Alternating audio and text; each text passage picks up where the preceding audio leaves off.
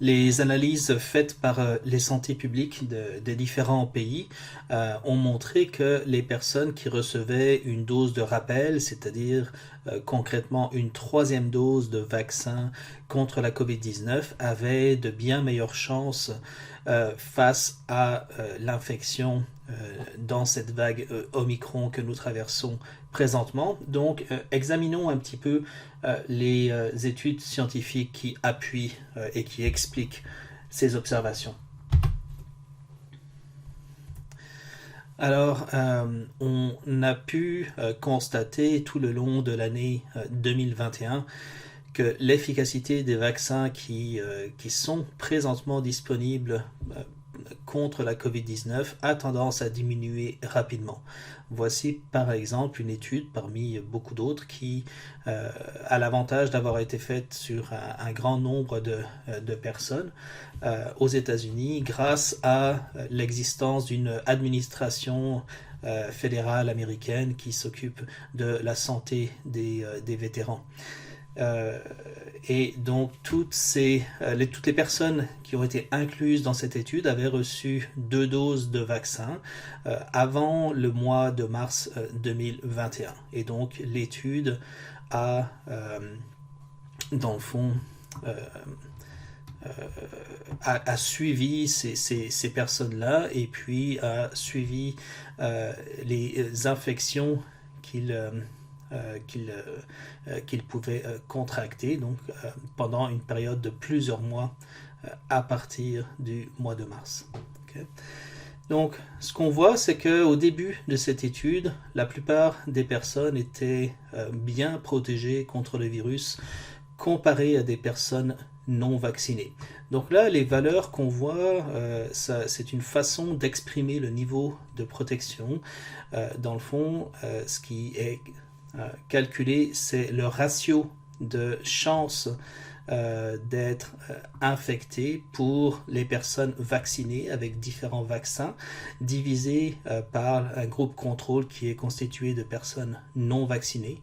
Et ensuite, on fait 1 moins le ratio qui a été obtenu. Donc concrètement, si on est à 0,9 ici, ça veut dire qu'une personne vaccinée avait 10 fois moins de chances d'être infecté par la COVID-19 qu'une personne non vaccinée. Okay. Donc au début de l'expérience, on est presque à 0,9, là on est entre 0,85 et 0,9, donc un excellent niveau de protection. Mais on voit que ça diminue de façon régulière puis de façon marquée pour tous les vaccins concernés, mais avec une chute qui est plus rapide pour le vaccin Janssen, qui est en fait le vaccin Johnson & Johnson, hein, c'est l'autre nom de la même compagnie. Et on a observé d'ailleurs la même diminution rapide pour l'autre vaccin qui est un vecteur adénoviral, donc qui est produit par la compagnie AstraZeneca, qui n'était pas inclus dans cette étude, puisque AstraZeneca n'a pas vraiment été utilisé aux États-Unis. Les vaccins à ARN, Moderna et Pfizer, s'en sortent un petit peu mieux. Moderna offre une légèrement meilleure protection que Pfizer. Ça, c'est quelque chose qu'on a observé dans à peu près toutes les études qui ont été faites. Mais dans tous les cas, là, ça diminue tout de même d'une façon nette.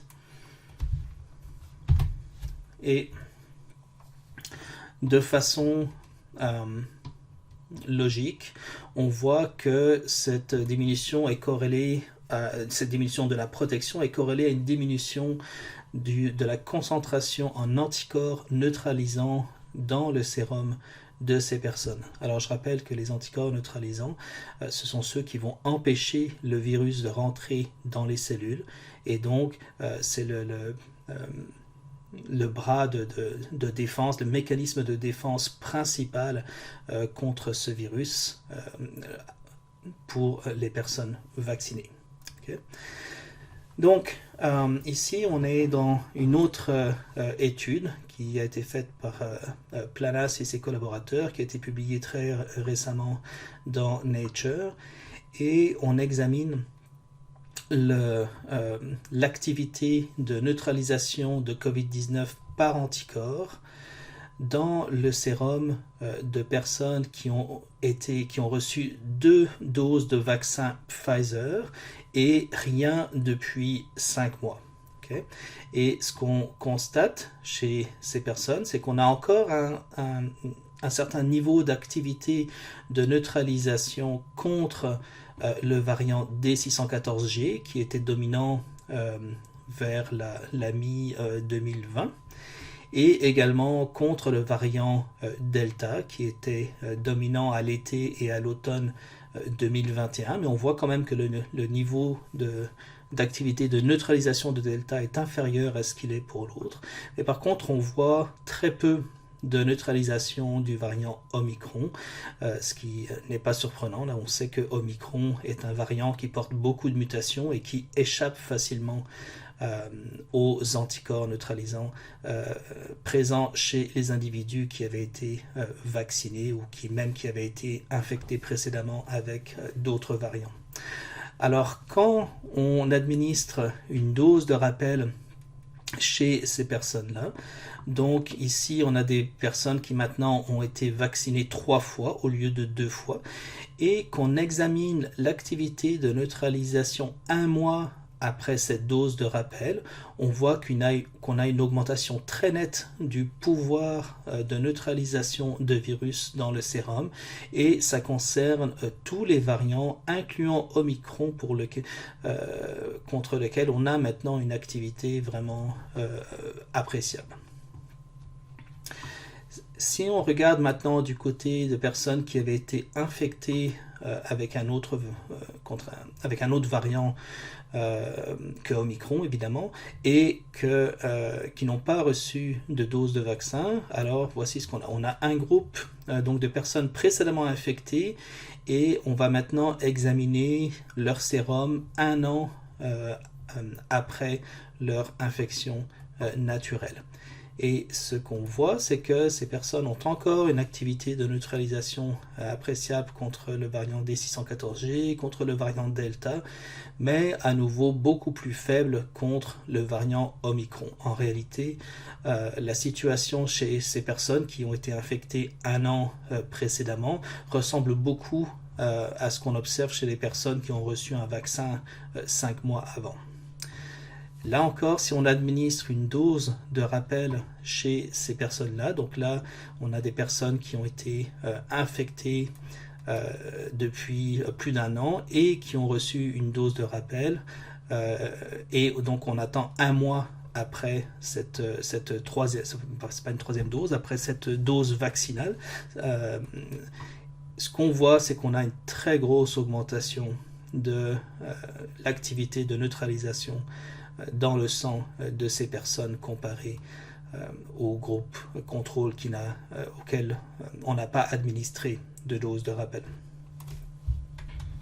Donc on s'attendrait à ce que cette troisième dose ait un effet vraiment notable sur les chances qu'on a de tomber malade si on est à nouveau exposé à la COVID-19, surtout si c'est le variant Omicron, puis effectivement, ça s'est vérifié. Donc, il y a plusieurs études qui sont sorties depuis 1 mois ou 1 mois et demi et qui ont confirmé ces hypothèses-là. Premièrement, des études qui ont été réalisées en Israël. C'est pas un hasard que des études viennent de ce pays, c'est parce que on se souvient que les Israéliens ont été en pointe en termes des campagnes de vaccination. Et puis pour ce qui est de l'administration de la troisième dose, ça a commencé assez tôt également dans ce pays. Ça a commencé en fait dès le mois d'août 2021. Okay. Donc dans ce pays, ils ont pu analyser séparément les gens qui avaient reçu une troisième dose, ça c'est le groupe booster, des gens qui n'avaient pas reçu de troisième dose. Donc on voit qu'au début de l'étude, il y a encore relativement peu de gens qui ont reçu une troisième dose de vaccin, et plus on avance évidemment, plus le groupe devient maintenant majoritaire, et là maintenant c'est le groupe des gens qui n'ont pas reçu de troisième dose qui devient minoritaire. Donc, on connaît évidemment les chances d'être d'être infectés, malades et de mourir pour des gens qui appartiennent à chacun de ces deux groupes. En l'occurrence, cette analyse ici, on parle de risque de décéder de la COVID-19. Okay?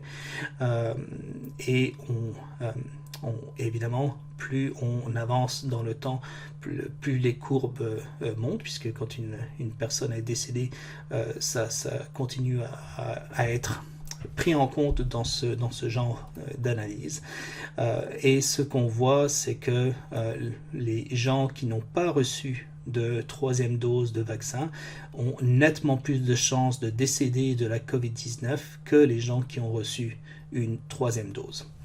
Alors, après plusieurs ajustements qui sont faits dans ces analyses là pour des raisons statistiques, on est capable d'en arriver à un pourcentage précis de protection contre le décès, et c'était donc 90% exactement. Okay. Dans cette étude, qui est sorti en décembre 2021. La majorité des gens ici ont été infectés par le variant Delta, qui était dominant à ce moment-là. Alors, une étude plus récente, cette fois-ci faite aux États-Unis, est sortie et qui analyse séparément la protection contre le variant Delta et puis le variant Omicron. Alors dans cette étude, ils ne regardaient pas la protection contre le décès, mais ils regardaient la protection contre deux types d'événements. D'abord les visites à l'urgence et puis les hospitalisations. Donc là, je vous donne les chiffres pour l'hospitalisation. Ce qui a été calculé, c'est que Delta que la troisième dose permet un niveau de protection d'environ 94% contre Delta, c'est-à-dire qu'on a 94% de moins de chances d'être admis à l'hôpital à cause d'une infection à Delta lorsqu'on a reçu la troisième dose, et contre Omicron c'était 90%. Donc on voit que les résultats des deux études sont vraiment en accord. Et si on peut résumer en un mot ces découvertes, c'est que de recevoir une troisième dose de façon récente, eh bien on est protégé contre l'infection et contre le décès à un niveau d'environ 90%, c'est-à-dire qu'on a 10 fois moins de chances d'avoir des complications graves ou de décéder. Alors, en conclusion, on voit que les vaccins qu'on a conçus contre la COVID-19 et dont on dispose ne sont pas idéaux. Leur efficacité a tendance à diminuer rapidement au fil des mois. Et pour cette raison, on préconise des rappels vaccinaux, c'est-à-dire des troisièmes doses qui peut-être plus tard deviendront des quatrièmes doses ou même plus. Et on voit que ces rappels vaccinaux sont particulièrement utiles si, premièrement, la dernière dose vaccinale était il y a plus de 3 mois. Deuxièmement, s'il y a une nouvelle vague en cours. Et ça paraît important puisque, évidemment, on peut s'attendre à ce qu'après ce rappel vaccinal, à nouveau, l'efficacité diminue relativement rapidement. Donc, admettons qu'en 2022, il n'y ait pas d'autres vagues majeures de la COVID-19. Probablement que ce ne serait pas extrêmement utile de faire des rappels vaccinaux. Mais si, par malheur, une autre vague causée par un nouveau variant arrive, disons, vers la fin 2022, ben là, ce serait important que la santé publique, les pouvoirs publics soient capables de mettre en place des campagnes de vaccination majeures pour administrer des doses de rappel à tous ceux qui le souhaitent. Et puis, donc, les doses de rappel sont particulièrement utiles si l'on fait face à un nouveau variant. Et on voit que pour tous les gens qui ont été vaccinés courant 2021, surtout ceux qui ont été vaccinés dans la première moitié de 2021, eh bien ces gens-là ont très peu d'anticorps neutralisants contre le variant Omicron. Alors c'est d'autant plus important d'avoir un petit rappel immunitaire lorsqu'on fait face à un nouveau variant. Et en réalité, cette vague Omicron remplit toutes ces conditions puisque pour la plupart des gens avaient reçu leurs 2 premières doses il y a plusieurs mois avant cette vague Omicron. La vague Omicron était particulièrement forte et puis on parle évidemment d'un nouveau variant. Donc je dirais que la 3e dose vaccinale est vraiment l'intervention médicale qui est la plus propice à protéger la population dans cette vague. Et pour finir, on va répéter qu'il serait vraiment important de développer des nouveaux vaccins qui seraient idéalement mieux adaptés aux nouveaux variants tels que Omicron. Et la façon de faire ça, c'est d'avoir des vaccins dans lesquels on intègre les mutations qui sont trouvées dans les variants, de sorte que les personnes vaccinées vont maintenant produire des anticorps qui sont optimisés contre le variant le plus pertinent au lieu d'être optimisés contre le variant qui était en cours il y a 2 ans et qui n'est maintenant plus tellement pertinent.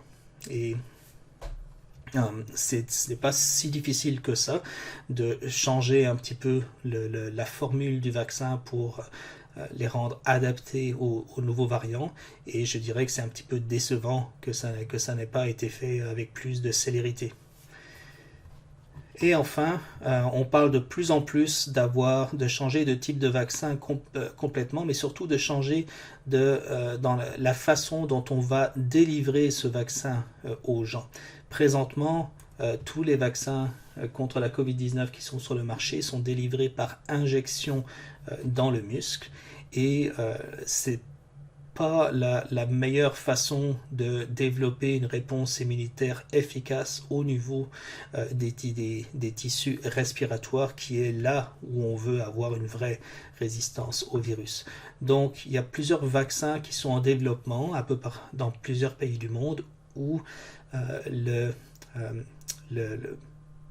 l'immunogène, c'est-à-dire le vaccin, serait délivré par inhalation de gouttelettes ou donc d'aérosols plutôt que par injection dans le muscle, et ce type de livraison du vaccin ressemblerait bien davantage la façon dont on est infecté par le virus dans la vraie vie, et tout porte à croire que le niveau de protection qui serait conféré serait non seulement supérieur, mais qui serait également actif sur un plus long terme. Merci. Et protégez-vous. Allez prendre votre 3e dose si ce n'est pas déjà fait.